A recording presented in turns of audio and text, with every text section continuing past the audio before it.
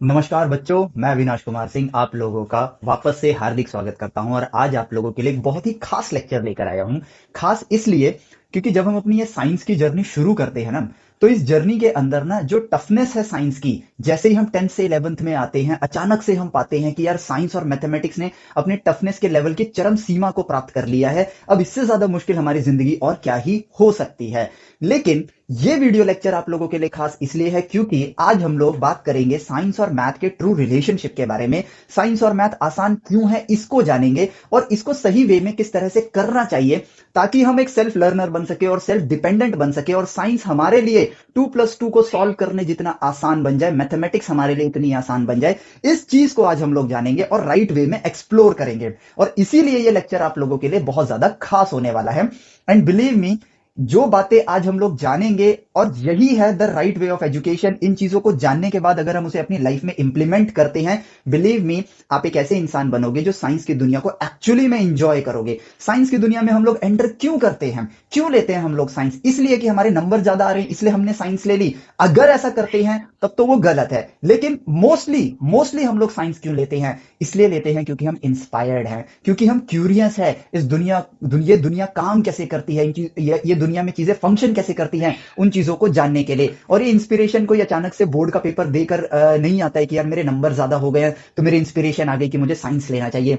ये इंस्पिरेशन आता है इस दुनिया में लोगों को वो काम करते देखते हुए जो कि इम्पॉसिबल नजर आता है, उन चीजों को अचीव करते हुए जो एक वक्त नामुमकिन है, लेकिन आज इंसानों ने विज्ञान के जरिए उन चीजों को मुमकिन बना दिया। एक समय था जब हम पानी पे तैर तैर सकते थे लेकिन इस समुद्र को लांग नहीं सकते थे, लेकिन आज इंसान ने उस पर फतेह हासिल कर ली, उस पर जीत हासिल कर ली है। हम आसमान में उड़ने लगे हैं, हम अंतरिक्ष में जाने लगे हैं, यहां तक कि इंसानों ने अपने एक ऐसा यान बनाया जिसकी मदद से वो दूसरी जमीन पर कदम रख पाया है, यानी कि चांद तक पहुंच गया है। आज हम लोग अंतरिक्ष के इतने दूर दूर हिस्सों को ऑब्जर्व कर रहे हैं, सूरज को ऑब्जर्व कर रहे हैं। ये चीजें जब सुनने को मिलती है ना, तो हमारे अंदर एक इंस्पिरेशन आती है, क्यूरियोसिटी आती है, और इसीलिए हम लोग साइंस लेते हैं। लेकिन 11th में आते ही चीजें इतनी टफ लगने लगती हैं, इतनी टफ लगने लगती हैं कि हम कहीं ना कहीं इन चीजों की क्यूरियोसिटी जो है ना हमारी, वो धीरे धीरे श्रिंक होनी स्टार्ट हो जाती है और हम इस मैट्रिक्स के अंदर, इस माया जाल के अंदर इतने फंसते चले जाते हैं कि हम राइट वे ऑफ एजुकेशन जो है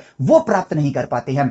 ये एग्जाम ट्रैप में हम लोग फंसते हैं और एग्जाम एग्जाम एग्जाम के चक्कर में हम लोग गलत वे में पढ़ना स्टार्ट कर देते हैं, जिसमें कि मैंने आप लोगों को बताया है कि गलती बच्चों की नहीं है, गलती यहां पर हम पढ़ाने वालों की है। हमने एग्जाम को इतना प्रायोरिटाइज कर दिया है कि हम साइंस को प्रायोरिटी में रखना भूल गए, हम मैथ्स को प्रायोरिटी में रखना भूल गए। और ये वीडियो लेक्चर आपको साइंस और मैथ्स के को प्रायोरिटी में क्यों लाना है वो भी बताएगा और कैसे लाना है वो भी बताएगा। इसलिए लेक्चर आप लोगों के लिए खास होने वाला है। अब इसमें गलती किसकी है वो अगर आपको जानना है तो वो मैं आपको लास्ट वीडियो लेक्चर में बता चुका हूं, उस वीडियो का लिंक आपको डिस्क्रिप्शन में मिल जाएगा और वीडियो के एंड में भी मिल जाएगा, तो आप वहां से उसको देख सकते हो। लेकिन मोस्ट इंपॉर्टेंट बात जो हमें ध्यान रखनी है वो ये है कि यार हमने साइंस ली है साइंस को एंजॉय करने के लिए, मैथ्स को एंजॉय करने के लिए, इसके जरिए अपने आप को इस काबिल बनाने के लिए ताकि हम वो बना सके जो आज तक दुनिया में किसी ने नहीं बनाया है, ताकि ये हम ह्यूमैनिटी को इवॉल्व कर सके। तभी तो साइंस में मजा आएगा, तभी तो इनर मोटिवेशन आएगा कुछ ऐसा करने का, कुछ नामुमकिन सा करने का और उसको मुमकिन बनाने का। लेकिन अगर हम गलत रास्ते पे चलते रहे तो ये जो इंस्पिरेशन है ना हमारी, जो क्यूरियोसिटी है ना हमारी, ये श्रिंक हो जाएगी, ये दब के रह जाएगी, हमारे सपने कभी पूरे नहीं हो पाएंगे और हम ह्यूमैनिटी को इवॉल्व नहीं कर पाएंगे। तो हम सबसे पहले जानते हैं कि गलती क्या करते हैं, या फिर हमसे क्या क्या आदत डलवा दी गई है, हमें क्या गलत करने की आदत लग गई है, वो चीज। हमारे लिए विज्ञान इतना टफ क्यों होता है? क्योंकि हम लोग विज्ञान की पढ़ाई की शुरुआत करते हैं एक डेफिनेशन के साथ। ध्यान से देखना और आप खुद इस चीज को सिमिलैरिटी अपनी लाइफ में देख पाओगे। हो सकता है बच्चे इसको दो सिनेरियो में देख रहे हो, एक या तो वो साइन 11th में मिड ईयर में हो या ईयर एंड में चल रहे हो या फिर 11th की स्टार्टिंग में हो, बट स्टिल ये प्रोसीजर हमने 11th से पहले भी फॉलो किया है और 11th में भी यही प्रोसीजर फॉलो कर रहे होंगे कि हम शुरुआत करेंगे डेफिनेशन से, उस डेफिनेशन से हम फॉर्मूला डिराइव करेंगे without any observation. Let us consider this, इसका ये फॉर्मूला है, इसका ये फॉर्मूला है, इसके अंदर ये कॉमन है तो इसको यहां से उठा के यहां पुट कर दिया, नया फॉर्मूला डिराइव हो गया। फिर हम उस फॉर्मूले को याद करेंगे, फिर हम उस फॉर्मूले को याद करते हैं और फिर उस फॉर्मूले से एग्जाम में मार्क्स लेकर आते हैं।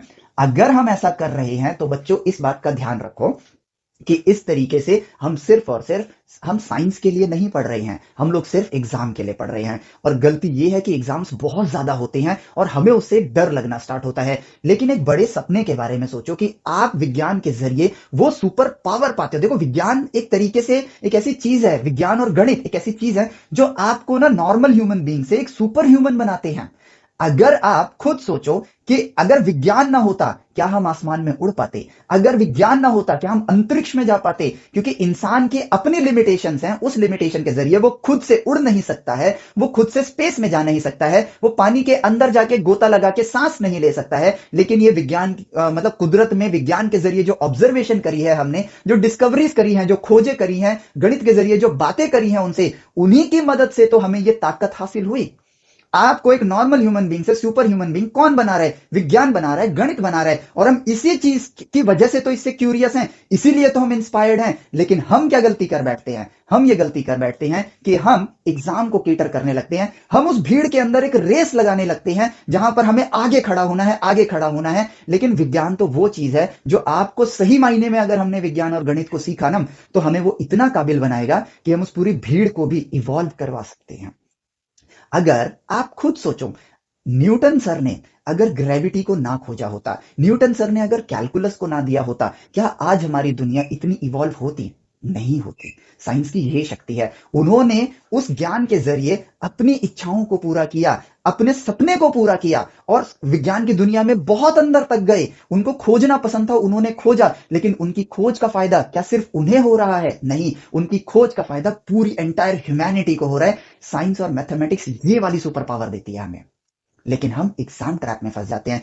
एग्जाम में खुद सोचो, अगर आपको विज्ञान आता है तो क्या एग्जाम में आपके नंबर कट जाएंगे? अगर आपको गणित आती है तो क्या आप फेल हो सकते हो? नहीं हो सकते हो। लेकिन इस तरह से कि डेफिनेशन याद कर लिया, डेफिनेशन से फॉर्मूला डिराइव किया, फॉर्मूला डिराइव करके उसे याद किया और फिर एग्जाम्स में मार्क्स लेकर आए, यकीन मानो दुनिया तो छोड़ो, आप अपनी खुद की लाइफ नहीं ठीक कर पाओगे। वो कहते हैं ना, अपने पैर पे खुद कुल्हाड़ी मारना, ये जो मुहावरा होता है, ये रास्ता यही है।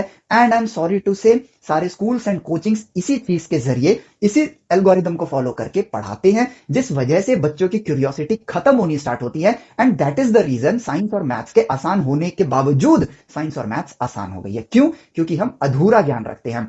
देखो, दो तरह के इंसान हमेशा सुखी रहते हैं, बिल्कुल भी ज्ञान नहीं, जैसे लाइफ कट रही है काट लेंगे वो, ठीक है, या फिर उनके पास संपूर्ण ज्ञान हो। ये जो मिडिल में आके फंस जाते हैं ना, यही फंसते हैं, ठीक है। अधूरे ज्ञान की वजह से वो किसी भी चीज को पूरा करने के लिए गलत तरीका इस्तेमाल करते हैं, गलत ज्ञान का प्रयोग करते हैं और चीजें कॉम्प्लिकेट करते हैं अपने लिए। इसलिए ये तरीका आपको स्कूल फॉलो करवाते होंगे, कोचिंग्स फॉलो करवाते होंगे, बट इट्स योर लाइफ। मैंने हमेशा कहा है, ये आपकी जिंदगी है। आप 2-3 साल के लिए इनके साथ जुड़े हो, आप आगे बढ़ जाओगे, टाइम आगे निकल जाएगा, इनके लिए नई भीड़ आ जाएगी। इसलिए अपने बारे में सोचना स्टार्ट करो, क्योंकि साइंस, अगर हमने साइंस ही नहीं सीखी साइंस लेके, तो साइंस पढ़ने का फायदा क्या है?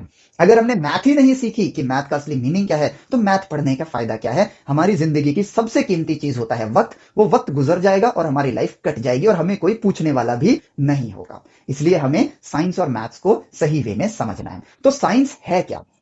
देखो, इससे पहले कि हम समझे साइंस क्या है, हमें यह समझना होगा कि हमारा ब्रेन कैसे काम करता है। हमारा ब्रेन काम करता है, साधारण लॉजिक पे चलते हैं, कोई भी चीज कॉम्प्लिकेटेड नहीं होती है, तो इसको आसान भाषा में समझते हैं। जो इंफॉर्मेशन, जिसको हम नॉलेज भी कह सकते हैं, जो इंफॉर्मेशन आपके ब्रेन के पास है, आपका ब्रेन सिर्फ उसे ही प्रोसेस कर सकता है, ठीक है।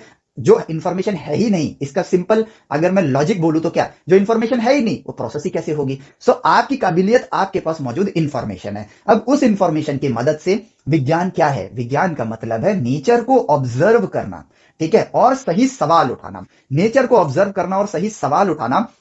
और अगर आप सही सवाल उठाते हो तो आपके पास एक क्यूरियोसिटी आएगी, और वो सही सवाल बड़ा ही सिंपल सा है, वो सवाल है वाई, ठीक है। नेचर को ऑब्जर्व करना है, सही सवाल उठाना है, ऐसा क्यों हो रहा है। और जो ज्ञान आपके पास है, जो इंफॉर्मेशन आपके पास है, उसी के जरिए नेचर को आप ऑब्जर्व कर सकते हो। बस जितना ज्ञान आपके पास है, तो उस ज्ञान से जितना आप समझ पा रहे हो, आप वही समझ पाओगे।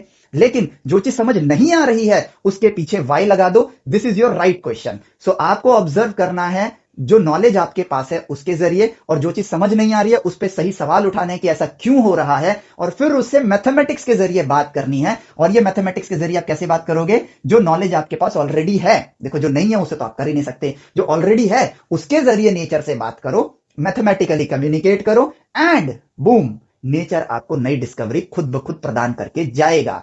आपने ये चीज, फिर आप ये कहोगे कि हमने चीज डिराइव कर ली, गलत, आपने चीज डिस्कवर कर ली, क्योंकि हमने डिराइव करके विज्ञान को नहीं सीखा है, हमने कुदरत को समझने के बाद चीजों को डिस्कवर किया है। So there is nothing like derivation. हर चीज एक खोज है। तो वो खोज जब आप करोगे ना, तो आप ऐसी चीज खोज लोगे जो आज तक किसी ने नहीं खोजी है। और साइंस के अंदर हम सीखने क्या आए हैं? आप एक बच्चे हो, तो हमें आपको क्या सिखाना चाहिए? हमें आपको सिखाना है कि सीखते कैसे हैं। और जब आप ये सीख जाओगे कि सीखते कैसे हैं, आपका सिलेबस वही खत्म हो जाता है। जो कुछ भी आज तक खोजा गया है वो आप खुद भी समझ सकते हो, और इसी को कहते हैं सेल्फ लर्नर और सेल्फ डिपेंडेंट बनना।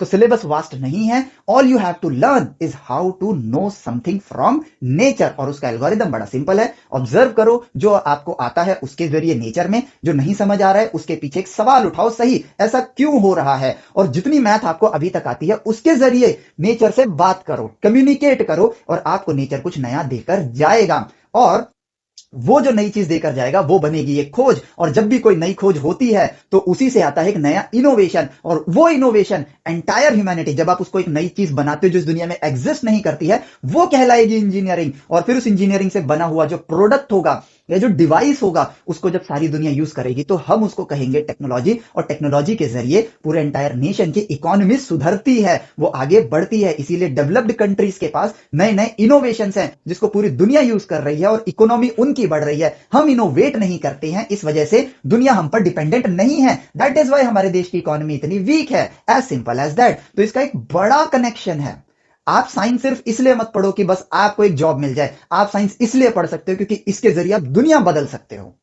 तो इंस्पिरेशन और इंटरनल मोटिवेशन तभी तो आता है जब आपको लगता है कि आप कोई बड़ा काम कर सकते हो। लेकिन जब हमें लगता है यार अपनी ही लाइफ कट जाए किसी तरीके से, तो वो इंस्पिरेशन और मोटिवेशन इंटरनली कहां से आएगा? नहीं आएगा। तो इसीलिए हमें इन चीजों पर ध्यान देना है। तो ये है द राइट एल्गोरिदम, ना कि ये डेफिनेशन से फॉर्मूला डिराइव करो, फॉर्मूला याद करो और एग्जाम में मार्क्स लेकर आओ। This is completely wrong way. और हम जब तक इसको फॉलो करेंगे हमारे लिए साइंस हमेशा टफ होगी, बट अगर इसको फॉलो करेंगे तो साइंस हमेशा मजेदार होगी। अब मैं आपको इस राइट वे को ऑब्जर्व करवाने वाला हूं। तो अमूमन वीडियो की लेंथ लंबी होती है तो लोग देखते नहीं है, बट हां अब मैं आपको एक डिस्क्लेमर देता हूं कि यहां से जो चीज मैं आप लोगों को बताने जा रहा हूं इसका लेंथ थोड़ा लंबा होगा, स्प्लिट नहीं कर सकता, क्योंकि ये आपकी लाइफ को चेंज करने के लिए, आपको राइट वे ऑफ एजुकेशन के साथ जोड़ने के लिए है। तो अब जो एग्जांपल्स का हम यूज करेंगे उसमें थोड़ा वक्त लगेगा, और इसीलिए मेरी दरख्वास्त होगी कि प्लीज आप इसको पूरा जरूर देखना, और एक बार में ही देखना। हाँ टाइम लग सकता है तो आप इसको वीडियो को डाउनलोड कर लो, बाद में जब टाइम लगे तब इसको पूरा एक शॉट में देखना जरूरी है, ताकि आपको समझ आए कि the right way of education क्या है और साइंस हमें किस वे में पढ़नी चाहिए, ताकि वो आसान हो जाए हमारे लिए। तो ये वीडियो थोड़ी सी यहां से लंबी होगी, लेकिन आपको आपके बहुत काम आने वाली है, आपके इंस्पिरेशन को एक्चुअली में पंख देने वाली है, जिससे कि आप राइट डायरेक्शन में अपने एम की तरफ बढ़ सको। तो हम अब शुरू करते हैं अपने एग्जांपल्स के साथ, ठीक है। तो अब देखो, हमने ये समझ लिया कि भाई डेफिनेशन से फॉर्मूला, फॉर्मूले से ये तो नहीं करना है, हमें ऑब्जर्व करना है। और मैं आप लोगों के लिए ना एक ऐसे टॉपिक को यूज करूंगा जो आपने 11th से पहले यूज कर रखा है, ताकि अगर कोई बच्चा इसको 11th की स्टार्टिंग में ही देख रहा है तो उसको शायद वो चीज ना पता हो।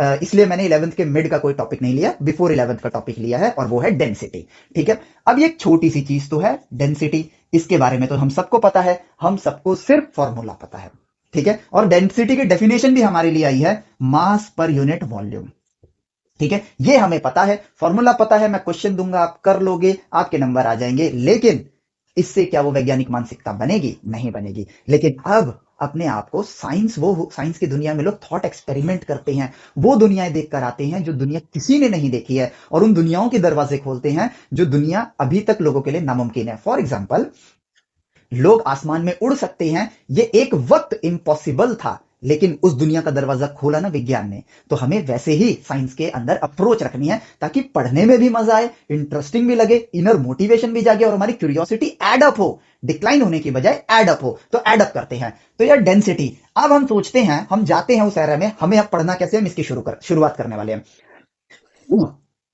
तो यार कभी ना कभी किसी ना किसी के सामने हमेशा एक परिस्थिति आती है कि हम नदी किनारे होते हैं और उसमें लोहा या पत्थर फेंकते हैं तो वो डूब जाता है, लेकिन लकड़ी फेंकते हैं तो वो तैरने लगता है। हमें नहीं पता भाई डेंसिटी क्या है, हमें कुछ नहीं पता है, हम बच्चे हैं। लेकिन एक जमाने में तो ये कॉन्सेप्ट भी नहीं था हमारे पास, तो किसी को नहीं पता था डेंसिटी क्या होती है, तो हम उस जमाने में ले जाते हैं अपने आप को। यार मेरे सामने लकड़ी पानी में डूबी नहीं लेकिन लोहा पानी में डूब गया, लकड़ी पानी में डूबी नहीं लेकिन लोहा पानी में डूब गया, एंड इस चीज ने मुझे क्यूरियस किया, इस चीज ने मुझे क्यूरियस किया। तो मैंने ऑब्जर्व किया नेचर को और मेरी क्यूरियोसिटी जागी। जब मैंने इसको ऑब्जर्व किया तो मैंने अपने आप से, अब ये तो मेरे नॉलेज क्षेत्र में नहीं आता है, तो मैंने अपने आप से एक सही सवाल उठाया, और वो है क्यों लकड़ी तैर रही है और क्यों लोहा डूब रहा है। क्यों लकड़ी तैर रही है, क्यों लोहा डूब रहा है, यानी कि मैंने वाई लगाया, और इस वाई का जवाब ऐसा नहीं है कि मैंने बस क्यों लगाया और मुझे जवाब मिल गया, नहीं। अब मुझे करना है नेचर से मैथमेटिकली कम्युनिकेट। बहुत पुराने एरा में चले गए हैं जब डेंसिटी भी इंसानों को नहीं पता थी। तो उस इंसान ने सोचा कि यार लकड़ी, पानी और लोहा, इन तीनों में क्या है, मास है, वजन है, यही चीज है। तो जो पता है, जो मैथमेटिक्स आपको ऑलरेडी आती है, उसी पर शोध करो। तो आपने क्या किया, मतलब उस इंसान ने क्या किया, एक फिक्स्ड साइज का वॉल्यूम लिया, एक फिक्स साइज का वॉल्यूम लिया। मान लेते तीन सिमिलर बाल्टियां ले ली, एकदम बराबर बराबर साइज की, जिनका वॉल्यूम क्या हो, सेम, क्योंकि वॉल्यूम इंसानों को पता है, वजन निकालना इंसानों को आता है, ठीक है। और उसने क्या किया, बराबर साइज का ले लिया और ये चेक करने की कोशिश करी कि यार अगर मैं इन तीनों डब्बों को, तीन डब्बे ले लेते हैं यहां पर सेम साइज के, मैं फ्री हैंड बना रहा हूं तो छोटे बड़े हो सकते हैं, लेकिन तीनों डब्बों का वॉल्यूम सेम है। एक में उसने पूरा उसको वुड से भर दिया, एक में पूरा उसने पानी से भर दिया, ठीक है, और एक को पूरा उसने आयरन से भर दिया, ठीक है। और अब इनके वजन तोले, अब इनके वजन तोले, क्योंकि उस जमाने में इंसान को क्या ही आता था, वजन तोलना आता था, ठीक है, और वॉल्यूम, लेंथ, ब्रेड्थ और हाइट के बारे में पता था। तो अपनी नॉन मैथमेटिक्स के जरिए उसने क्या किया, सेम वॉल्यूम के अंदर वुड, वाटर और आयरन भरा और अब इनका वजन किया, और उसने देखा कि यार वुड का जो वेट था, वेट ऑफ वुड, ठीक है, weight of water and weight of iron, ठीक है, वुड का वेट, सॉरी ग्रेटर लिख दिया मैंने, वुड का वेट वाटर से कम आया और आयरन का वेट वाटर से ज्यादा आया। और उसने जब ये देखा तो उसके मन में क्यूरियोसिटी जागी, उसने सही पूछा कि यार कहीं यही तो वो कारण नहीं है जिसकी वजह से लकड़ी पानी पर तैर रही है और आयरन पानी के अंदर डूब जा रहा है। क्यों, क्योंकि सेम साइज के अंदर आयरन पानी से भारी है और लकड़ी पानी से हल्का है। तो उसने कहा कि यार अगर किसी भी वॉल्यूम के अंदर, किसी भी वॉल्यूम के अंदर, फिक्स वॉल्यूम के अंदर अगर मैं मासेस को कंपेयर करूं, जो दिख रहा है, नेचर से हम बात कर रहे हैं, तो उसने कहा कि अगर मैं मासेस से कंपेयर करूं, सो मास ऑफ, या वेट, मास कह लो या वेट कह लो, ठीक है, क्योंकि तीनों में तो ग्रेविटी मल्टीप्लाइड होनी है बस। So mass of wood is less than mass of water is less than mass of iron, is less than mass of iron। और यहीं से उसने कहा कि यार चीजों के लिए अगर हम देखें कौन सी चीज ऊपर रहेगी कौन सी चीज नीचे रहेगी तरल पदार्थ के अंदर, तो उसने एक नई खोज कर डाली। और वो नई खोज कैसे आई कि अगर आपका मास पर्टिकुलर वॉल्यूम में कम है कंपेयर टू अदर थिंग जिसके अंदर आप उसको डालने वाले हो, ठीक है, कम है तो आप ऊपर ही तैरोगे, और अगर ज्यादा है तो उस तरल पदार्थ के आप नीचे चले जाओगे। और यहीं से आया हमारे पास मास कंपैरिजन के लिए सबसे बेस्ट ऑपरेशन क्या हो सकता है, वॉल्यूम, और सॉरी वॉल्यूम कह रहा हूं, डिवीजन। तो उन्होंने मास को कंपेयर किया वॉल्यूम से, वॉल्यूम से, और यहां पर निकल कर आया एक नई खोज। इस खोज का नाम, अब एक जैसे कि बच्चा पैदा होता है तो उसको नाम देते हैं, उन्होंने इसको नाम दिया डेंसिटी, डेंसिटी, और सिंबल दे दिया ये, जिसको हम रो बोलते हैं। तो ये थोड़ा बस फैंसीनेस ऐड करता है और कुछ नहीं, ठीक है, इसको हम रो बोलते हैं, RHO, RHO ग्रीक सिंबल है और कुछ नहीं। सो ये सारी चीजें अब देखो कितनी आसान है। सिर्फ एक डेफिनेशन याद कर लेना, डेंसिटी इज मास पर unit volume, is not worth enough, but एक सिनेरियो को समझना, नेचर में ऑब्जर्व करना, ठीक है। अब हमारे पास नदियां नहीं है लेकिन हम थॉट एक्सपेरिमेंट के जरिए भी तो ऑब्जर्व कर सकते हैं, तो हमने वही किया। हाँ, अब देखो एक मजेदार बात यहां पर आई। तो यहां पर हमने, अब हमारे पास, ध्यान से देखो, इस ऑब्जर्वेशन से पहले तक मेरे पास डेंसिटी की नॉलेज नहीं थी, ठीक है, लेकिन इस ऑब्जर्वेशन के बाद, मैथमेटिकल कम्युनिकेशन के बाद, जो हमें आता था, हमें डिवाइड करना आता था, हमें मास निकालना आता था, वॉल्यूम नापना आता था, तो उसी इंफॉर्मेशन जो मैथमेटिक्स हमारे पास थी उसके जरिए जब हमने ऑब्जर्व किया और कम्युनिकेट किया, तो हमारे पास, हमारे को एक नई डिस्कवरी हुई जो कि नेचर ने खुद ब खुद प्रदान करी। तो नेचर से बात करने की भाषा होती है मैथमेटिक्स, नेचर को ऑब्जर्व करना साइंस है, सही सवाल उठाना ऐसा क्यों होता है साइंस है, और उसे बात करने की भाषा आपकी गणित है। और यहां पर निकल कर आया एक नए नॉलेज का एक नया भंडार हमारे पास आया कि जिसकी डेंसिटी, ठीक है, अब ये सिंबल यूज कर सकते हो या डेंसिटी लिख देता हूं। जिसकी डेंसिटी लो होगी वो तैरेगा और जिसकी डेंसिटी हाई होगी वो डूब जाएगा। लेकिन हमें रुकना थोड़ी है, हमें यहां पर अब इस खोज के बाद आगे बढ़ेंगे। अब हम सवाल उठाएंगे, हम सवाल उठाएंगे कि यार ऐसा क्यों। ठीक है, क्यों किसी की डेंसिटी अगर लो है, देखो इस ऑब्जर्वेशन में हमें यह पता चला कि यार लकड़ी की डेंसिटी लो आ रही है और आयरन की ज्यादा आ रही है, तो आयरन डूब गया और लकड़ी तैर गई। लेकिन अभी भी अगर और क्यूरियोसिटी से हम लोग आगे बढ़े तो एक और सवाल निकल कर आता है, और वो ये निकल कर आता है क्यों जिसकी डेंसिटी लो है वो तैर रहा है और क्यों जिसकी डेंसिटी हाई है वो डूब रहा है, क्यों। तो जो नॉलेज हमारे पास है हम पहले उस नॉलेज को एक बार रिवाइज कर लेते हैं। मतलब ऐसा हमें करना नहीं है, लेकिन मैं आपको एज एग्जांपल शो करना चाहता हूं, इसलिए मैं आपको बता रहा हूं। तो अगर दो लोग मुझे राइट और लेफ्ट से खींच रहे हैं, राइट और लेफ्ट से खींच रहे हैं, बेसिक ऑब्जर्वेशन जो हम आम जिंदगी में देखते हैं, टग ऑफ वॉर खेलते हैं उसी की तरह है। तो अगर राइट वाला बंदा ज्यादा ताकत लगाएगा लेफ्ट के मुकाबले तो मैं राइट में चला जाऊंगा, लेफ्ट वाला बंदा ज्यादा ताकत लगाएगा राइट के मुकाबले तो मैं लेफ्ट में चला जाऊंगा, और दोनों बराबर ताकत लगाएंगे तो मैं वहीं रहूंगा। बेसिक ऑब्जर्वेशन, ये ज्ञान का क्षेत्र हमारे दिमाग में ऑलरेडी है, ये नॉलेज हमारे पास है। तो एक सवाल उठाया गया कि क्यों, क्यों लो डेंसिटी वाली चीजें, हमने सही सवाल पूछा, क्यों लो डेंसिटी वाली चीजें तैर रही हैं और हाई डेंसिटी वाली चीजें नीचे आ रही हैं। तो यहां पर हमने एक बाल्टी ली। एक्सपेरिमेंट करने के लिए आपको लैब्स की जरूरत नहीं है, आपको बस क्यूरियस होना है और थॉट एक्सपेरिमेंट के जरिए आप वो हर चीज फ्री में अपने पास ला सकते हो जिसके लिए आपको पैसे खर्च करने पड़ेंगे। तो इसमें मैंने पानी भर दिया, ये क्या है, पानी है। ठीक है, अब इस पानी के अंदर मैंने एक एक सिलेंड्रिकल शेप की बॉडी जो है, एक सिलेंड्रिकल शेप की बॉडी इसके अंदर डाल दी। ठीक है, डाल दी। अब यहां पर ना मुझे क्या करना है, जो मैं ऑब्जर्व करूंगा इस सिचुएशन को।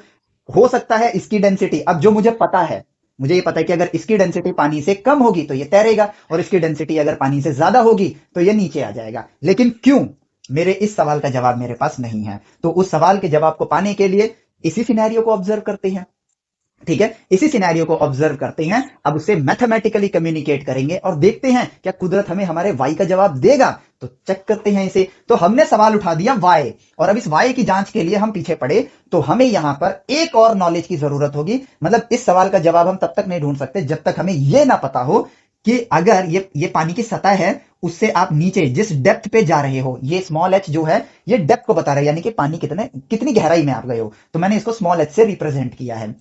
ठीक है, उस डेप्थ पर पानी के उस सतह पर प्रेशर कितना है। सो अगर आप 11th के मिड में हो तो आप इस फॉर्मूले को जानते हो, लेकिन अगर 11th में हो तो सिर्फ इस फॉर्मूले के लिए मैं माफी चाहूंगा, लेकिन इसका फॉर्मूला मैं लिख देता हूं कि प्रेशर, हम कोई भी फॉर्मूला अगर सीखेंगे तो हम उसके लॉजिक को जानेंगे, बट अभी मुझे मैथमेटिकल कम्युनिकेशन दिखाना है, इसलिए सिर्फ इस फॉर्मूले को मैं डायरेक्टली यूज करूंगा। अन्यथा जब हम फ्लूइड मैकेनिक्स पढ़ेंगे तो इस फॉर्मूले के लॉजिक को भी हम नेचर में ऑब्जर्व करेंगे, जो यहां सीख रहे हैं सेम तरीके से हम इसको ऑब्जर्व करेंगे और मैथमेटिकली कम्युनिकेट करके ही निकालेंगे। तो सिर्फ इस फॉर्मूले के लिए pressure at depth h is equal to density of water multiply gravitational acceleration multiply depth, means rho g h, और ये रो किसका है, पानी का है। तो यहां पर मुझे जो इंफॉर्मेशन मेरे पास नहीं थी बस मैंने वो देने की कोशिश करी है, क्योंकि इंफॉर्मेशन नहीं होगी तो आप प्रोसेस कैसे करोगे। ठीक है, तो यहां पर इस इंफॉर्मेशन के लिए अगर आपको ये फॉर्मूला नहीं पता है तो बस उसके लिए क्षमा चाहूंगा, लेकिन जब हम इसको खोजेंगे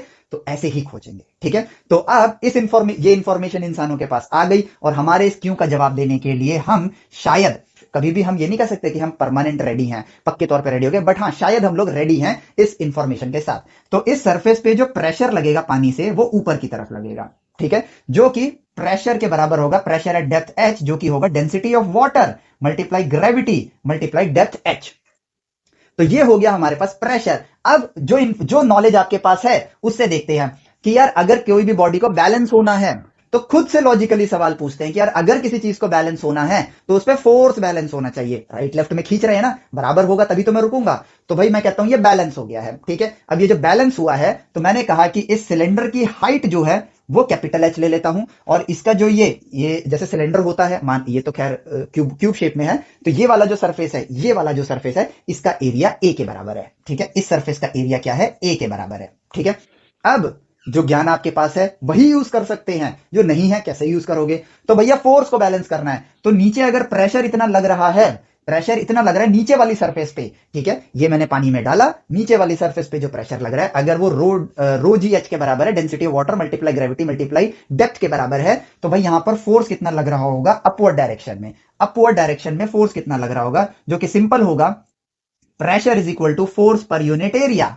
प्रेशर तो यही होता है, तो भाई प्रेशर और एरिया को मल्टीप्लाई कर देते हैं तो मुझे फोर्स पता चल जाएगा। और मैं फोर्स क्यों निकाल रहा हूं, क्योंकि ऑब्वियसली बैलेंस हो रहा है, और बैलेंस हो रहा है तो फोर्स ही निकालूंगा मैं, क्योंकि यही चीज मैंने कुदरत से सीखी है। तो मैं यहां पर कहूंगा force in upward direction is equal to pressure, pressure कितना है, रो डब्ल्यू, डब्ल्यू लिखना जरूरी है, ठीक है, डब्ल्यू मीन्स वाटर, ठीक है, मल्टीप्लाई जी मल्टीप्लाई एच, तो ये अपवर्ड डायरेक्शन का फोर्स हो गया। अब आते हैं एटमॉस्फेरिक प्रेशर को, अभी हम हटा देते हैं, होगा भी तो पीएटीएम नीचे लगा देंगे, बट जरूरत नहीं है। और इसका जो सेंटर ऑफ मास है मान लेते हैं वो यहां है, तो इस पे एक नीचे की तरफ फोर्स लगेगा, और वो किसके बराबर होगा, ध्यान से देखो, वो किसके बराबर होगा, इसका जो वेट है उसके बराबर होगा, एज सिंपल एज दैट। और मेरी खोज चल रही है डेंसिटी के साथ, मैं डेंसिटी के पार्ट को ऑब्जर्व करना चाहता हूं, तो मैं यहां पर इसका mg नहीं लिखता हूं, मैं क्या काम करता हूं, मैं डेंसिटी और मास के रिलेशन को ऑब्जर्व करता हूं। तो डेंसिटी इज मास पर यूनिट वॉल्यूम, तो rho is equal to rho of, यहां पे मैं m लिख देता हूं,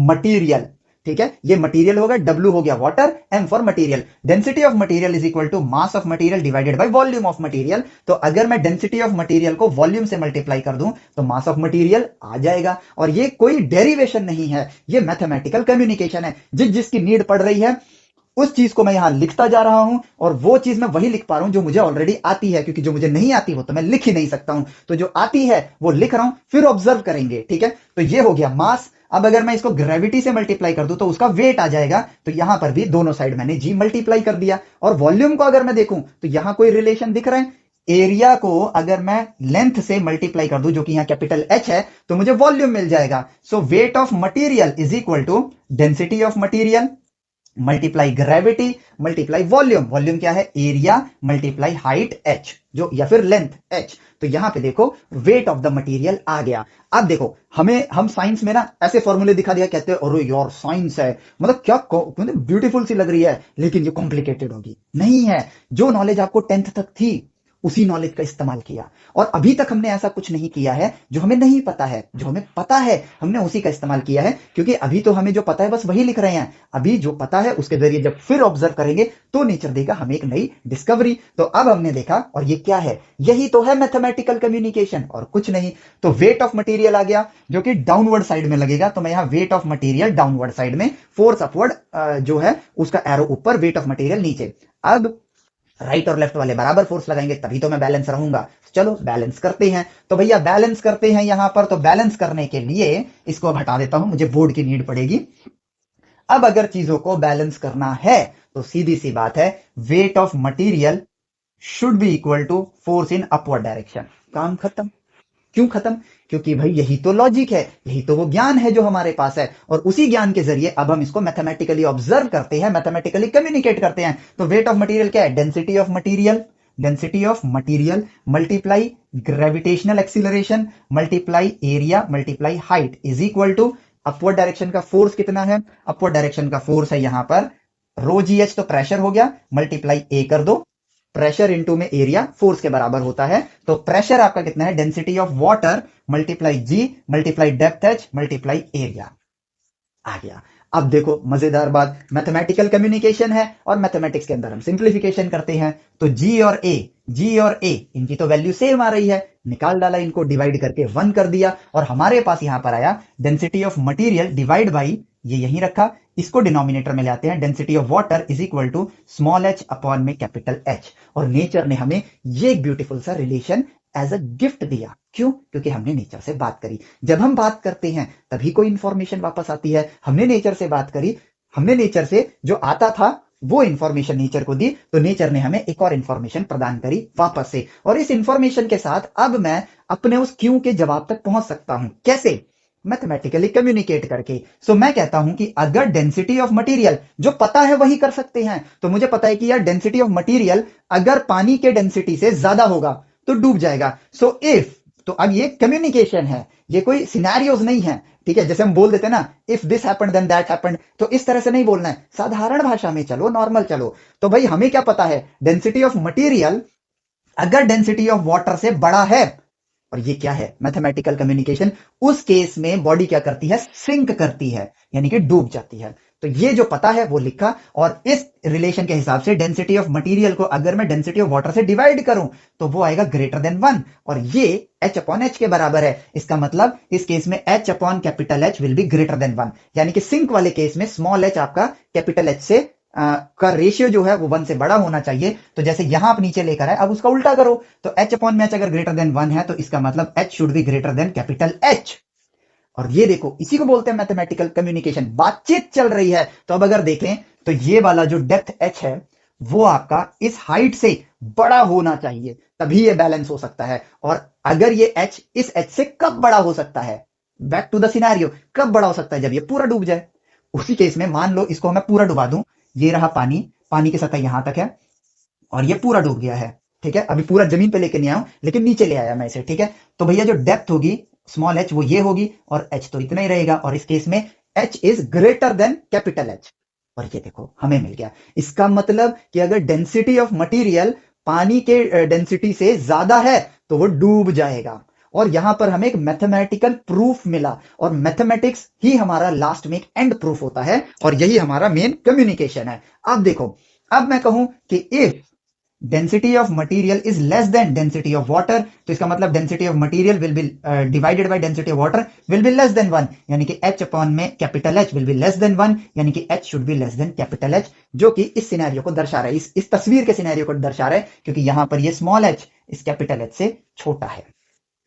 सिर्फ क्यों उठाने से और हम, और जो ज्ञान आपके पास ऑलरेडी है उसके जरिए जब आप बात करोगे तो आप नेचर से क्या कुछ नहीं खोज सकते हो, तभी इसी से तो डिस्कवरी होती है। लेकिन अगर मैं इस चीज को स्टोरी लाइन हटा दूं, ठीक है, स्टोरी लाइन ना कहूं, मतलब कहूं ऑब्जर्वेशन हटा दूं, let us consider this, let us consider that, this is the formula, that is why वो तैरता है, दैट इज वाई वो उतरता है, मतलब जैसे हम स्कूल्स में कर रहे हैं, डेफिनेशन से फॉर्मूले बना रहे हैं और उन फॉर्मूले को याद कर रहे हैं। क्या वो गहराई के साथ हमने राइट वे में साइंस और मैथ को पढ़ा? नहीं पढ़ा।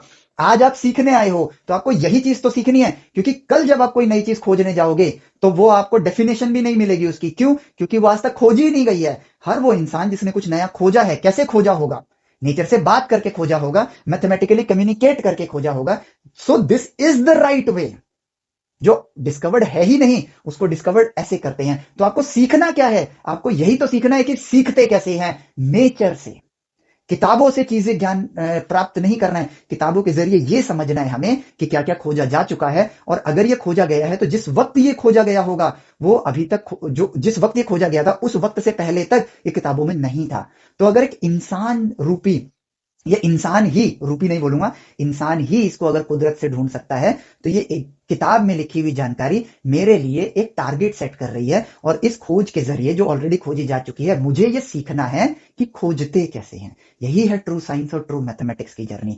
तभी हम फ्यूचर में वो खोजेंगे जो आज तक खोजी नहीं गई है, तभी वो चीज इनोवेट हो पाएगी जो आज तक बनी नहीं है, तभी हमारा देश सही मायने में ट्रू इंजीनियरिंग करेगा, क्योंकि इंजीनियरिंग का मतलब है ऐसी चीजें बनाना जो आज तक बनी नहीं है। तभी हम ऐसी टेक्नोलॉजी बना पाएंगे जो इस दुनिया में आज तक किसी ने यूज नहीं करी है, और जब पूरी दुनिया उस टेक्नोलॉजी का यूज करेगी, जो कि मैं चाहता हूं कि आपको मनी की नॉलेज हो, इसीलिए मैंने मनी के ऊपर भी एक कोर्स बनाया है जो कि आपको मेरे एप्लीकेशन में दिखेगी।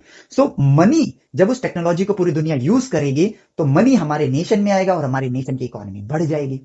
इकोनॉमिक साइंस के साथ हम जुड़ जाएंगे, ऐसे ही हमारा नेशन इवॉल्व हो पाएगा। राइट साइंस के अंदर पावर है आपको सुपर ह्यूमन बनाने की, और आपकी सुपर ह्यूमन कैपेबिलिटीज पूरे एंटायर नेशन को आगे बढ़ा सकती है, पूरी ह्यूमैनिटी को इवॉल्व करा सकती है। सो राइट वे में हमें इसलिए पढ़ना है, ऐसे पढ़ना है। अब देखो, अगर मुझे सिर्फ फॉर्मूले याद हों, अगर मुझे सिर्फ और सिर्फ सो कॉल्ड वही वाला प्रोसीजर याद हो, और मैं यहां पर आईआईटी जेई के एग्जाम देने जा रहा हूं, ठीक है, जब जा रहा हूं और मैं पूरी दुनिया में ढिंडोरा पीट रहे हैं कि ये एग्जाम बहुत टफ है, बट एक्चुअली में वो नहीं है। क्यों?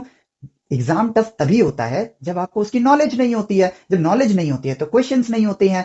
अब क्योंकि हम चीजों को याद करने लगे हैं तो क्वांटिटी ज्यादा हो जाती है, और जब क्वांटिटी ज्यादा हो जाती है तो फिर इतनी सारी चीजें याद रखना हमारे लिए एक प्रॉब्लम बन जाता है। इस वजह से हम पूरी चीजें कभी याद कर नहीं पाते हैं, और इसीलिए ये जेई का पेपर हमारे लिए टफ हो जाता है। लेकिन अगर मेरे पास संपूर्ण ज्ञान है तो जेई का पेपर तो छोड़ो, आप उन सवालों के जवाब भी ढूंढ सकते हो जो आईआईटी ने भी ना खोजे हों, जो आईआईटी छोड़ो किसी ने ना भी खोजे, किसी ने भी ना खोजे हों। क्यों? क्योंकि साइंस वही शक्तियां तो दे रहा है। साइंस को सही वे में पढ़ने से हम यही तो सीखेंगे कि उन चीजों को कैसे डिस्कवर किया जाए जो आज तक डिस्कवर्ड नहीं है। अब डेंसिटी से ही जुड़े हैं तो डेंसिटी में ही थोड़ा और आगे बढ़ते हैं। अब डेंसिटी में हमें यह पता चला कि यार, ये भी पता चल गया कि क्यों तैरता है, और ये भी पता चल गया कि जिसकी डेंसिटी लो होगी, और ये हमने डेफिनेशन याद नहीं करी हैं, सिंपल थॉट एक्सपेरिमेंट किया, उस जगह अपने आप को लेके गए, अपने थॉट्स के जरिए हमने ऑब्जर्व किया, मैथमेटिकली कम्युनिकेट किया, वो भी उस मैथ के साथ जो हमें आती है। और अब हमारी मैथ और ज्यादा वास्ट हो गई, और मैथ का ज्ञान मिला और विज्ञान का ज्ञान मिला, तो अब हमारा नॉलेज दायरा बढ़ गया है, तो अब हम और चीजों पे सवाल उठा सकते हैं और नई चीजें खोज सकते हैं, क्योंकि जितना ज्ञान बढ़ता जाएगा हमारी खोजने की ताकत भी बढ़ती जाएगी। तो अब देखो, अब हम सोचते हैं कि यार अगर किसी की डेंसिटी कम होती है, ठीक है, तो वो ऊपर चला जाता है, और क्यों जाता है ये भी हमें पता चल गया, मैथ्स की वजह से। ठीक है, क्योंकि मैथ्स क्या है, ये एक सब्जेक्ट नहीं है फॉर्मूले याद करके क्वेश्चन सॉल्व करने के लिए, ये कुदरत से बात करने की भाषा है, पता चला। तो हमने कहा कि यार क्यों ना ऐसा किया जाए, क्यों ना ऐसा किया जाए कि हवा अगर गर्म होती है, ठीक है, हमने देखा है गर्म हवा ऊपर बढ़ती है, इसका मतलब गर्म हवा की डेंसिटी कम है। ठीक है, तो अगर मैं एक बड़ा सा गुब्बारा लूं, ठीक है, उसके अंदर गर्म हवा को भरूं और इसके नीचे एक छोटा सा लोड भी लगा दूं, लोड भी लगा दूं, ठीक है, लोड भी लगा दूं, ठीक है, और ध्यान से समझना, गणित के जरिए बात करेंगे इसे। डेंसिटी है मास डिवाइडेड बाय वॉल्यूम, ठीक है, और डेंसिटी ऑफ एयर जो है, डेंसिटी ऑफ एयर मैं डायरेक्ट यहां पर लिख देता हूं। अगर मैं, देखो ये चीज तो एयर नहीं है, ये तो हम हो सकते हैं, हम इंसान हो सकते हैं, हम अपनी डेंसिटी को बदल नहीं सकते, लेकिन हवा की डेंसिटी को तो बदल सकते हैं, उसको गर्म करके उसकी डेंसिटी को घटा सकते हैं, ठंडा करके उसकी डेंसिटी को बढ़ा सकते हैं। खैर ये काम इंसानों पे भी किया जा सकता है, बट इंसान मर जाएगा क्योंकि वो एक जीवित वस्तु है, हवा एक जीवित वस्तु नहीं है। तो हमने हवा को तब तक गर्म किया, जैसे जैसे हम हवा को गर्म करेंगे उसका वॉल्यूम बढ़ता जाएगा, इस गुब्बारे का जो साइज है वो बड़ा होता जाएगा। तो होगा क्या, गणित के जरिए बात करो, होगा क्या, मास तो उतना ही रहेगा, लेकिन वॉल्यूम जो है वो बढ़ता जाएगा। अब अगर डिनोमिनेटर दो डिवीजन के अंदर मैथमेटिक्स के जरिए कम्युनिकेट करो, ठीक है, डिनोमिनेटर की वैल्यू बढ़ती है, तो नेट जो डिवीजन से वैल्यू आएगी वो क्या होगी, घटती जाएगी। यानी कि हम इस पूरे बॉडी के साथ इस लोड को भी इंक्लूड कर देते हैं, ये मास में सिर्फ एयर इंक्लूड नहीं है, ये वाला वजन भी इंक्लूडेड है, ये वाला मास भी इंक्लूडेड है, लेकिन अब एयर की डेंसिटी को हम कम करते जा रहे हैं, जिससे कि ओवरऑल नेट डेंसिटी जो है इस पूरे सिस्टम की, वो हवा के गर्म होने की वजह से मास तो उतना ही रहा, बट वॉल्यूम बढ़ता गया बढ़ता गया बढ़ता गया, एंड एक टाइम ऐसा आया जब ये दोनों इक्वल हो गए। क्यों, क्योंकि सिर्फ हवा को गर्म करते तो वो तो तुरंत एयर की डेंसिटी से क्या हो जाता, कम हो जाता और ऊपर उठ जाता, लेकिन अभी क्योंकि आपका मास भी एडेड है तो हमें हवा को और गर्म करना होगा, और गर्म करना होगा, तब तक गर्म करना होगा जब तक ये इक्वल टू पे ना पहुंच जाए, और जैसे इक्वल टू पे पहुंचेगा हम कहेंगे ये सेचुरेशन पॉइंट है। अब जरा सी और गर्म करेंगे हम हवा, ये क्या हो जाएगा, इसकी डेंसिटी इक्वल टू से हटके लेस देन हो जाएगी। जो पहले ग्रेटर देन था, हवा गर्म करे, करते गए वो इक्वल टू पे पहुंचा, और फिर और गर्म किया वो लेस देन पे पहुंचा। तो ये कोई सिंबल्स नहीं है याद करने के लिए, equal to, less than, greater than, ये तरीका है कुदरत से मैथमेटिकली बात करने का।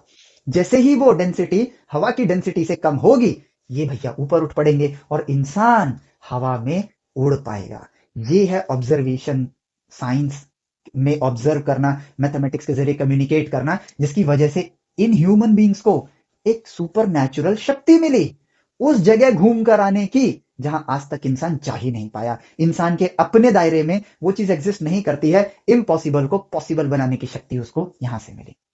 As simple as that. यानी कि मास हो, मास चाहे कितना भी हो, लेकिन आप डेंसिटी को वेरी कर सकते हो, और यही काम हमने किया, यही काम हमने पानी पे किया। हमने क्या किया, आयरन का मास उतना ही रखा, लेकिन उसे बीच में से खोखला कर दिया, ठीक है, मास उतना ही रखा लेकिन उसका वॉल्यूम बढ़ा दिया। जैसे कि मेरे पास एक आयरन का बॉक्स है, ये पूरा आयरन से भरा हुआ है, इसको मैंने मेल्ट करके, ठीक है, मास उतना ही रहा, लेकिन इसको मैंने मेल्ट करके चपटा किया और एक कटोरे का शेप दे दिया। अब क्या हुआ, इसका जो वॉल्यूम है ना, मैं उसको अलग कलर से दिखाता हूं आपको, इसका जो वॉल्यूम है वो इतना बड़ा हो गया। चाहे तो आप इस आयरन को पूरा ऐसे कवर भी कर दो, ठीक है, पूरा कवर भी कर दो, हवा भी मत रखो, लेकिन अब मास तो उतना ही है, वॉल्यूम बड़ा हो गया। हाँ, इसके अंदर हवा भरी होगी, बट आयरन के सामने हवा का मास ना के बराबर है, ठीक है, भरी भी होगी तो भी कोई फर्क नहीं पड़ता, बट अब इसका मास उतना ही है, तो मास डिवाइडेड बाई वॉल्यूम, मास उतना ही है क्योंकि ये तो इतना सही आयरन का क्यूब था, लेकिन वॉल्यूम बड़ा हो गया, तो नेट टू नेट डेंसिटी क्या हो गई, कम हो गई। और इसी शक्तियों की वजह से तो इंसान आज इतने बड़े बड़े सबमरीन्स, टाइटैनिक जैसे साइज के, टाइटैनिक तो खैर उस जमाने में फेमस था, बट आज टाइटैनिक से भी 10-10 गुना बड़े जहाज बना पा रहा है, साइंस और मैथमेटिक्स के जरिए बात करके नेचर की चीजों को जब हम डिस्कवर करते हैं लॉज को, तो हम वो क्रिएट कर पाते हैं, बड़े बड़े शिप्स, बलून वाले एयरक्राफ्ट, जो कि हमें वो चीजें दिखाती हैं जो मतलब इंजीनियरिंग के जरिए जब हम एक टेक्नोलॉजी को क्रिएट करते हैं तो हम इंसानों के पास एक सुपर नेचुरल शक्ति आती है उन जगह को एक्सप्लोर करने की जो इंसानों के अपने शरीर के साथ इम्पॉसिबल है, जो इंसानों के लिए नामुमकिन थे, उन नामुमकिन चीजों को मुमकिन करके दिखा दिया इसने। ये है साइंस, और ऐसे ही साइंस में क्यूरियोसिटी जागेगी। अब देखो, अब नामुमकिन चीजों को जब आप ज्ञान प्राप्त करते हो ना और सोचते हो कि यार एग्जाम एग्जाम एग्जाम, लेकिन अब देखो, अब मैं आपको एक ऐसे सवाल की तरफ लेके जाता हूं जो कि शायद जेई के सिलेबस को भी आप अगर देखोगे ना उससे भी टफ होगा। क्यों टफ होगा देखते हैं, लेकिन उसको हम 2+2=4 की तरह सॉल्व करेंगे। सैटेलाइट्स के जरिए स्पेक्ट्रोस्कोपी जो हम करते हैं, मासेस का पता लगाते हैं, नेट टू नेट डेंसिटी का पता लगाते हैं, ठीक है, तो हमें ये पता चला ये डिस्टेंस है, ये है मरकरी, वीनस, अर्थ, मार्स, जुपिटर, मार्स को एमआर लिख देते हैं क्योंकि एमएम आ जाएगा, जुपिटर, सैटर्न, यूरेनस, नेपच्यून और प्लूटो। ठीक है, यहां पे ले जाते हैं। अब हुआ क्या, जब इनकी डेंसिटी को मापा गया, ठीक है, तो हमारे पास एक बड़ा ही विचित्र सा, क्योंकि देखो डेंसिटी मापी है, ठीक है, तो हमारे पास एक इंफॉर्मेशन आएगी, डेटा आएगा। तो डेटा आया, मरकरी की डेंसिटी इतनी है, थोड़ा गोला बड़ा रख रहा हूं मैं, वीनस की डेंसिटी उससे थोड़ी ज्यादा है, अर्थ की थोड़ी सी कम होती है, मार्स की थोड़ी सी कम होती है, लेकिन जुपिटर की बहुत डिक्लाइन होती है, सैटर्न की डिक्लाइन होती है, यूरेनस की थोड़ी कम डिक्लाइन होती है, नेपच्यून की इसकी लगभग बराबर होती है, और प्लूटो की डेंसिटी फिर से राइज हो जाती है। ठीक है, एक बड़ा सवाल हमारे पास आता है इस ऑब्जर्वेशन के बाद, इस डेटा के बाद, कि ये डेंसिटी ऐसे वेरी क्यों कर रही है। ठीक है, अब नेट टू नेट देखें तो हम कह सकते हैं कि ओवरऑल डेंसिटी ने डिक्लाइन किया है, लेकिन चैलेंज आता है कि अगर अगर डिक्लाइन ही करना था तो डिक्लाइन ही करता, यहां राइज क्यों हो गया और यहां पर राइज क्यों हो गया, यहां पे डिक्लाइन क्यों नहीं आया है, मरकरी से वीनस आने पे राइज क्यों हुआ है और नेपच्यून से प्लूटो पे राइज क्यों हुआ है। यानी कि कई खतरनाक सवाल लेकर आ गया है ये, और इन सवालों के जवाब तक पहुंचने के लिए हम सोचेंगे यार अलग ही लेवल की साइंस लगेगी, पता नहीं कितने रोवर्स बनाने पड़ेंगे, हजारों करोड़ रुपए फूकने पड़ेंगे, सैटेलाइट जाएंगे, मापेंगे, रिसर्च करेंगे, डेटा भेजेंगे, तब जाके हम बताएंगे। नहीं, साइंस इतनी मुश्किल नहीं है, साइंस बहुत आसान है। हमने जो इंफॉर्मेशन कलेक्ट करते हैं ना, हम सूरज पे नहीं गए, बट हम सूरज का मास बता सकते हैं। हमने धरती को एक चक्कर काट मतलब 2000 साल पहले हम चक्कर नहीं काट सकते थे, लेकिन हमने धरती का रेडियस बता दिया। चांद धरती से कितना बड़ा है साइज में, लगभग 2100 साल पहले बता दिया सिक्के की मदद से। ठीक है, ये मैथ्स के जरिए जब आप कुदरत से कम्युनिकेट करोगे ना, यकीन मानो हर सवाल का जवाब नेचर आपको देना चाहता है। इट्स जस्ट, आप अगर मुझसे बात ही नहीं करोगे तो मुझसे कोई इंफॉर्मेशन आपको कैसे मिलेगी। तो नेचर से बात करो, नेचर आपको इंफॉर्मेशन देगा। तो हमें यह पता चला इतिहास को देख के, अपने ब्रह्मांड को टेलीस्कोप्स के जरिए जब हम ऑब्जर्व करते थे, रेडियो टेलीस्कोप्स के जरिए ऑब्जर्व करना स्टार्ट किया, तो हमें दिखाई दिया कि पहले सब एक धूल का, एक हाइड्रोजन के गैस का एक भंडार था। ठीक है, और फिर धीरे धीरे ये गैस के मॉलिक्यूल्स जो पास थे वो पास आए, मास के साथ जब मास इकट्ठा होना स्टार्ट हुआ तो उनकी ग्रेविटेशनल पावर बढ़नी स्टार्ट हुई। ये वो इंफॉर्मेशन है जो हमने यूनिवर्स को ऑब्जर्व कर करके कलेक्ट किया, और इसके लिए ये टाइम हम तब दे सकते हैं जब हमारे पास ग्रेविटेशन की नॉलेज हो, मतलब नियर बाई एल्बर्ट आइंस्टाइन के टाइम के आसपास की बात कर रहा हूं, तब तक ये नॉलेज हमारे पास थी, क्योंकि ये चीज तो हमने हाल फिलहाल में ही डिस्कवर करी है, तो ये सारी नॉलेज हमारे पास है। तो जैसे जैसे बॉल बड़ी होती गई ग्रेविटी की वजह से, गैसेस में भी ग्रेविटी है, छोटी छोटी है, माइक्रो ग्रेविटी है, ठीक है, लेकिन जैसे जैसे उस छोटी छोटी ग्रेविटी की वजह से दो दो मॉलिक्यूल्स पास आते गए तो वो बड़ी बॉल बनते गए, उनकी ग्रेविटी बढ़ती गई तो उन्होंने और चीजों को इकट्ठा करना स्टार्ट किया, धीरे धीरे सारा गैस का गोला ना इकट्ठा होकर एक जगह आ गया।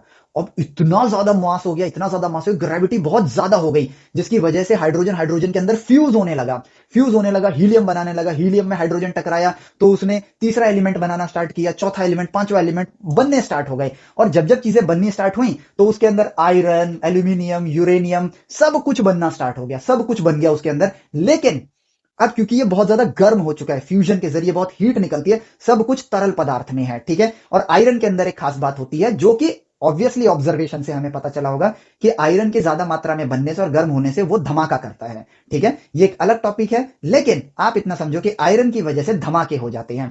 तो सूरज के अंदर भी धमाका हुआ, और सिर्फ आयरन नहीं, और भी अदर एलिमेंट्स हैं जिनकी वजह से धमाके हो सकते हैं, बट मुझे सिर्फ आयरन के बारे में पता है तो मैं उस सिर्फ आयरन का एग्जांपल ले रहा हूं।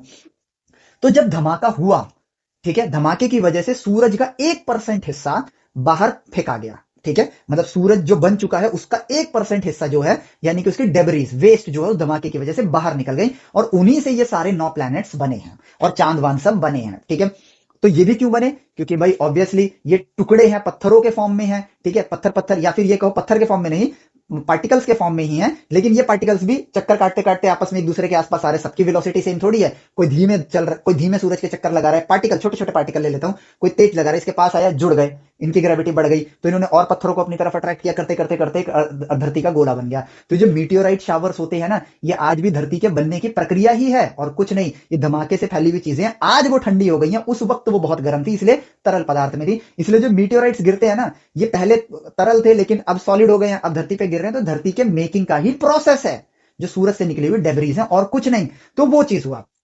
तो ये इंफॉर्मेशन मैंने आपको दे दी, अब हम प्रोसेस करते हैं अपने ब्रेन के अंदर। तो भाई सीधी बात, अगर मैं कहूं कि मेरे पास चलो थॉट एक्सपेरिमेंट करते हैं। एक हाथ में जो क्रिकेट वाली बॉल होती है, लेदर की बॉल, वो है। दूसरे हाथ में जो बच्चे खेलते हैं ना, प्लास्टिक की बॉल, वो है। ठीक है, अगर मैं दोनों बॉलों पे सेम फोर्स से उन्हें ऊपर उछालूंगा तो क्या होगा? क्योंकि हम नोन इन्फॉर्मेशन ही प्रोसेस कर सकते हैं, तो ये इन्फॉर्मेशन आपको पता है। ऑब्वियसली आपका जवाब होगा कि जो लेदर की बॉल है जिसे क्रिकेट खेलते हैं वो कम ऊंचाई तक जाएगा, और जो प्लास्टिक की बॉल है वो ज्यादा ऊंचाई तक जाएगा। एयर रेजिस्टेंस को हटा देते हैं, क्योंकि मैंने सेम ताकत लगाई है। Force is equal to mass times acceleration. तो एक्सिलरेशन लेदर की बॉल में क्या होगा? फोर्स अपॉन में मास, फोर्स सेम है, मास ज्यादा है तो एक्सिलरेशन कम होगा। वही प्लास्टिक की बॉल में एक्सिलरेशन ज्यादा हो जाएगा। As simple as that, with mathematical communication.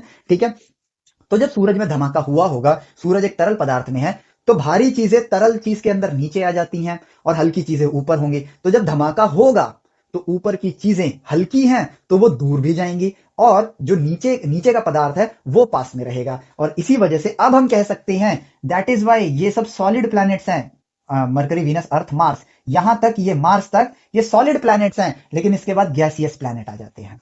क्यों? हल्के पदार्थ गए ना दूर तक, और भारी पदार्थ तो पास में थे। अब क्योंकि वो भारी हैं तो वो ज्यादा दूर नहीं गए, हल्के पदार्थ ज्यादा दूर निकल गए उसी धमाके की वजह से। As simple as that. एक गुब्बारे को भरो, उसके ऊपर एक हल्की चीज रखो, एक भारी चीज रखो, और गुब्बारे में सुई चुबा दो। उस धमाके की वजह से हल्की चीज दूर गिरेगी, भारी चीज पास रहेगी। है ना सिंपल ऑब्जर्वेशन, जिसकी वजह से इस मिस्ट्री का सॉल्यूशन मिल गया कि क्यों ये सॉलिड प्लैनेट्स हैं और क्यों ये गैसियस प्लैनेट हैं। हो गया सॉल्व। हमें सिर्फ इतना पता था कि ये गैसियस हैं, ये सॉलिड हैं। क्यों? पता चल गया, इंफॉर्मेशन प्रोसेस करके, मैथमेटिकली कम्युनिकेट करके। अब चैलेंज आ गया डेंसिटी में। यार डेंसिटी में ऐसा खेल क्यों हो रहा है? तो डेंसिटी में हमने देखा कि यार अगर हल्की चीजें उधर गई हैं तो ऑब्वियसली उनकी डेंसिटी कम होगी, और भारी चीजें पास हैं तो डेंसिटी इधर होगी। तो इसका मतलब कि भाई ओवरऑल डिक्लाइन ही करना चाहिए था। तो डेंसिटी के सवाल का जवाब भी मिल गया कि यार डेंसिटी, जितना दूर आप जाओगे प्लैनेट्स की डेंसिटी कम होती जाएगी। लेकिन इसके अंदर एक चैलेंज ये आ गया कि प्लूटो की तो बढ़ गई, ठीक है, और मरकरी की वीनस से कम है। ठीक है, तो ये जो चैलेंज था ना, इस चैलेंज का जवाब कैसे मिलेगा? मैथमेटिकली कम्युनिकेट करके। और वो ये आया कि डेंसिटी क्या है? मास पर यूनिट वॉल्यूम। चलो इसी के जरिए कैलकुलेट करते हैं, क्योंकि अभी तक जो बातें मैंने बोली उसमें लॉजिकली कोई एरर नहीं है। ठीक है, तो कोई और पैरामीटर होगा जिसकी वजह से ये चीज ऊपर आएगी, और वो पैरामीटर पता है क्या निकल कर आया? ऑब्वियसली ऑब्जर्व करो, सूरज के साथ किस पैरामीटर को जोड़ें कि चीजें मुझे समझ आए? आंसर है temperature. Very very very hot reason, very very very cold region, Pluto. तो हॉट एंड कोल्ड, नेचर में हम वापस आए, नेचर को ऑब्जर्व किया और देखा यार ठंडी चीजें सिकुड़ जाती हैं, गर्म चीजें फैल जाती हैं। गर्म हवा फैल जाती है, ठंडी हवा सिकुड़ जाती है। सॉलिड बॉडी भी ठंडी होगी तो उसका डायमेंशन कम हो जाएगा, गर्म कर दोगे तो फैल जाएगा। ठीक, तो हमने कहा यार आंसर तो मिल गया, क्योंकि ये बहुत ठंडा हो गया है, इस वजह से वॉल्यूम जो है सिकुड़ गया है और वॉल्यूम कम हो गया है। और जब डिवीजन में डिनोमिनेटर कम होता है तो ओवरऑल वैल्यू बढ़ जाती है। सीधा रिजल्ट। और यहां पर क्योंकि ये बहुत ज्यादा गर्म है तो भाई ऑब्वियसली इसका वॉल्यूम बढ़ जाएगा और रेशियो की वैल्यू कम हो जाएगी। रीजन मिल गया, सॉल्यूशन मिल गया। और देखो हम उन सवालों के जवाब भी दे पा रहे हैं जो हमें लगता है कि शायद ये बहुत बड़ी चीज हो सकती है, लेकिन एक्चुअली में वो 2+2=4 जितनी आसान है। जब हम ये सॉल्व करने की शक्ति हासिल कर सकते हैं साइंस और मैथमेटिक्स के जरिए, तो आप मुझे बताओ इस एग्जाम से डरने की जरूरत है?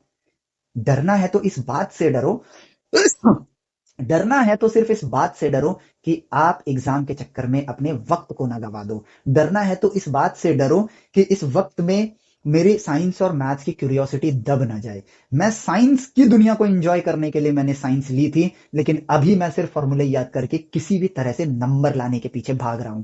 मेरी अगर बात मानो या मेरा क्या सोचना है, मैं अगर फ्रैंकली आपको बताता हूं, ठीक है। अगर मैं आज बताऊं आपको, ठीक है, ये क्योंकि हमारी डे टू डे हैबिट में नहीं है, लेकिन आज मैं अपने वक्त पे फोकस करूं और फाइनल एग्जाम जो है सिर्फ ये इसको प्रायोरिटी दूं। बीच के एग्जाम के चक्कर में देखो भाई, नहीं आता है तो मैं सीखने में वक्त देना चाहूंगा, बीच में अटर पटर एग्जाम के चक्कर में। और ये देखो, मेरी दरख्वास्त हमेशा रहेगी स्कूल्स के साथ कि आप बच्चों को वक्त दो पढ़ने का। किताब में जो लिखा है एज इट इज उसको कॉपी में छाप रहे हैं हम लोग, ठीक है, नोट्स के नाम पर, जिसका कोई बेनिफिट नहीं है। जब हम ऑब्जर्व ही नहीं करेंगे, मैथमेटिकली कम्युनिकेट ही नहीं करेंगे, तो हम सेल्फ लर्नर कैसे बनेंगे, हम सेल्फ डिपेंडेंट कैसे रहेंगे, और हमको एक्चुअल साइंस पता ही नहीं चलेगी, एक्चुअल मैथमेटिक्स से पता ही नहीं चलेगी। हमें आदत होगी कि कोई फॉर्मूला हमें मिल जाए तो हम क्वेश्चन सॉल्व कर लें, तो हम नेचर से बात करना सीखेंगे ही नहीं, तो हम नई चीज कैसे ढूंढेंगे। हम उसी की तरह हो गए जो बिना लाठी के इंसान चल नहीं सकता है, ठीक उसी की तरह अपने आप को बना रहे होंगे। और यहां पर मेरा जो कहना है वो बड़ा सिंपल है। हो सकता है ऑब्जर्वेशन की दुनिया में जब आप एंटर करोगे तो शुरुआती समय में आपके नंबर नहीं आएंगे, बट इग्नोर इग्नोर करो उस बात को। You are preparing yourself to change the entire humanity. लेकिन ये जो ह्यूमैनिटी है ना, इनमें जो खास किस्म के लोग होते हैं ना, यही बड़ा सोच सकते हैं। पूरी ह्यूमैनिटी इवोल्यूशन में काम नहीं करती है। हर कोई न्यूटन नहीं है, न्यूटन सर ही न्यूटन है। हर कोई आइंस्टाइन नहीं है, आइंस्टाइन सर ही आइंस्टाइन है। तो इनको फर्क नहीं पड़ेगा, ये भेड़ चाल में चलेंगे। लेकिन आप तो उस कैटेगरी को बिलोंग करते हो ना जो आइंस्टाइन और न्यूटन की दुनिया में है। आप अपने आप को वैसा बना सकते हो ना। हर वो इंसान जो इस कल्चर से बाहर निकलता है, स्कूल कल्चर से, कॉलेज कल्चर से बाहर भेजा हुआ इंसान है, या वो खुद से ड्रॉप आउट बन जाता है, ठीक है, वही इंसान क्यों कामयाब होता है? क्यों? क्योंकि वो अपने वक्त को प्रायोरिटी देते हैं। वो साइंस को सीखते हैं, वो मैथ्स को सीखते हैं, या जो कॉमर्स के हैं, वो जो कॉमर्स की दुनिया में लेजेंडरी पीपल है, मैं उनकी बात कर रहा हूं, वो कॉमर्स को सीखते हैं। वो लोगों के बिहेवियर को समझ के बिजनेसेस को बढ़ाते हैं। Observation is the first step towards right education. चीजों को देखना, उन पे सही सवाल उठाना, यही पहला कदम है आपका सही शिक्षा की तरफ। और फिर उससे गणित के जरिए बात करना, उतनी ही गणित से बात कर सकते हो जो आपको आती है, उसके जरिए बात करना, यही आपको करना है। कुदरत खुद ब खुद आपको ज्ञान परोसेगा। एंड इसीलिए आइंस्टाइन सर का कहना था, education is not learning of facts, it is the training of mind to think. हमें दूसरों के बनाए माया जाल की वजह से हम खुद डर डर के जीते हैं। तो भाई सीधी बात, अगर आप डर के जी रहे हो तो आप वही चीज फॉलो करोगे। फाइनल एग्जाम में टॉप करो ज्ञान के जरिए, फॉर्मूलाज के जरिए नहीं। ज्ञान होगा तो पास हो जाओगे, लेकिन यहां से यहां तक का वक्त, ठीक है, राइट वे ऑफ एजुकेशन को दो, ताकि आपको यहां पर ट्रू नॉलेज मिले, ट्रू नॉलेज। ये आपकी प्रायोरिटी है। हो जाऊंगा स्टार्टिंग में फेल, कोई बात नहीं, स्कूल वालों का सिलेबस जा रहा है थर्मोडायनेमिक्स पे, अभी मुझे मैकेनिक्स ही समझ नहीं आ रही है, मैंने मैकेनिक्स छोड़ दी, थर्मोडायनेमिक्स पढ़ना स्टार्ट कर दिया। अब मैं बताता हूं, आपको थर्मोडायनेमिक्स भी समझ नहीं आएगी अगर आप पढ़ोगे तो। क्यों? क्योंकि जब मैकेनिक्स ही नहीं आती है तो वर्क एनर्जी पावर का तो मुझे कोई मतलब ही नहीं पता, फॉर्मूला ही पता है ना, प्लस माइनस के बारे में पता है कि ये डायरेक्शंस होते हैं, और वेक्टर के अंदर इन्हें कैसे देखना है, स्केलर के अंदर कैसे देखना है। क्यों? क्योंकि मैंने ऑब्जर्वेशन के जरिए तो इनको भी नहीं पढ़ा है, ठीक है। तो मेरे को सिर्फ साइन कन्वेंशन याद है। फिर मैं ग्रेविटी वाले चैप्टर में जाऊंगा, ठीक है, वहां पे मैं पोटेंशियल एनर्जी का फॉर्मूला देखूंगा, -Gmm/r, और इस माइनस को भी रट्टा मार लूंगा, लेकिन इसके पीछे का रीजन पता नहीं होगा। क्यों? क्योंकि आगे की चीज नहीं आती है। जब वही चीज नहीं आती है जो इसके प्री रिक्विसाइट है, तो मैं कैसे सीखूंगा किसी भी चीज को? और जब ये चीज मेरे को आती ही नहीं है, क्यों? स्कूल्स एंड कोचिंग्स, आपने वक्त नहीं दिया इनको ये सीखने का, ठीक है। आपको बुरा भला बोलना है, आप बोल सकते हो, बट मैंने पिछले कई सालों में इसी पैटर्न को ऑब्जर्व किया है। दैट इज वाई अब मैं खुल के बात कर रहा हूं, ठीक है। मुझे शर्माना नहीं है, क्योंकि हम इन बच्चों के फ्यूचर के साथ फ्यूचर बना सकते हैं। और यहां पर हम लोगों को मिलजुल के इस गंभीर बात पे सोच विचार करना होगा। हमें वक्त को बचाना है, ताकि उस वक्त को सही वे में इस्तेमाल करने लायक बच्चों को दिया जा सके। और अगर ऐसा नहीं कर रहा है कोई, तो आप बच्चों से दरख्वास्त है, अपने वक्त की कीमत को पहचानो और ज्ञान को प्राप्त करने पर फोकस करो। तभी जब आप बलशाली बन जाओगे, मान लो आज आप एक वीक इंसान हो, कोई बात नहीं, ठीक है, आज आपको कोई भी डरा सकता है, धमका सकता है, लेकिन आपने 6 महीने अपने आप को वक्त दिया और अपनी बॉडी पे वर्क किया, 6 महीने बाद आप बलशाली बन जाओगे, तो कोई आपको डरा पाएगा? नहीं डरा पाएगा।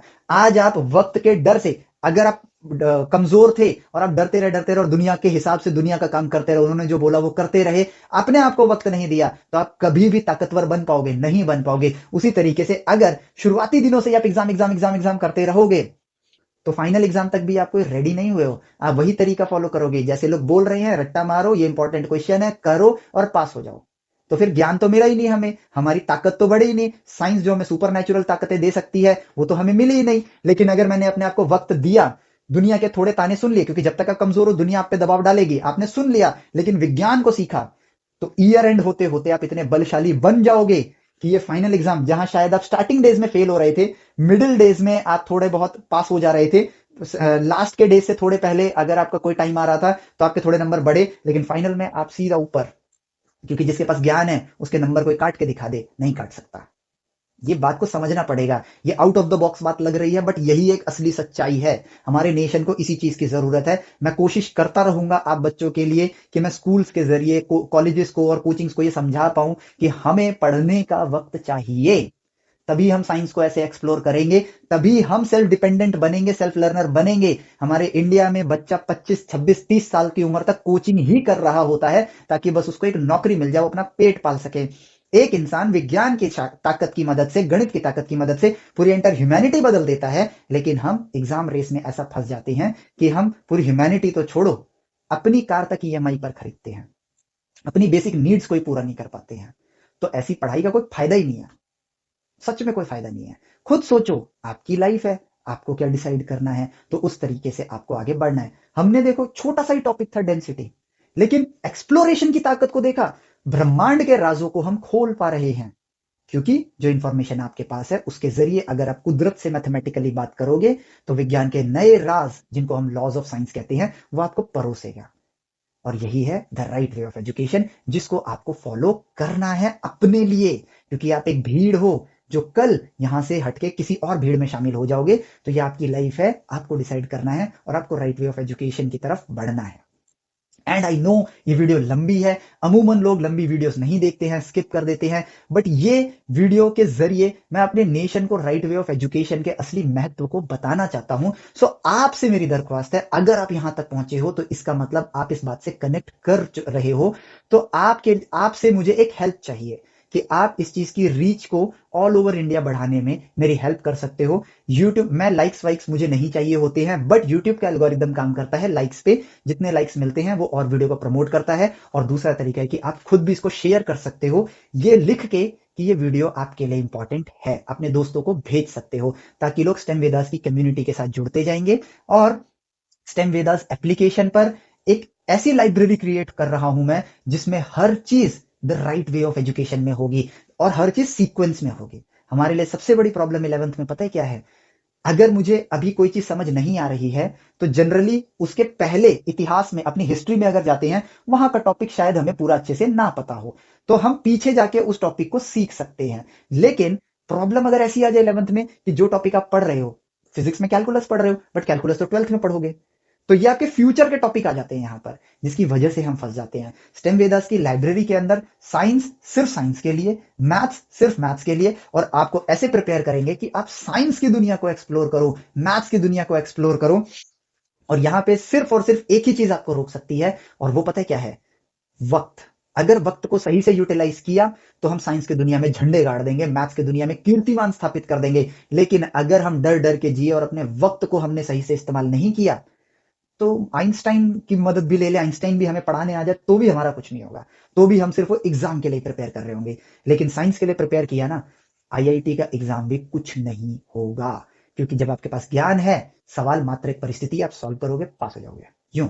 आईआईटी के स्टैंडर्ड को नीचे किया जा सकता है, उस एग्जाम से डरना नहीं है, उस एग्जाम को डरा देना है कि हमारे देश का लेवल इतना बढ़ चुका है कि जेईई का लेवल अब हमारे सामने नीचे आ गया है। सो आप अपने दोस्तों से प्लीज इसको शेयर करो, स्टेम वेदास के साथ जुड़ो, यूट्यूब पर भी उनको लाओ और स्टेम वेदास एप्लीकेशन पर भी आओ, क्योंकि मैं अब जो कंटेंट डालूंगा वो राइट फॉर्मेट में होगा, राइट सीक्वेंस में होगा। जिस चीज की पहले जरूरत है वही चीज पहले होगी, जिस चीज की जरूरत बाद में है वो चीज बाद में होगी। सीक्वेंस में होगा, और साइंस के लिए होगा, मैथमेटिक्स के लिए होगा, और इसके जरिए हम जेई के लेवल से भी ऊपर जाएंगे।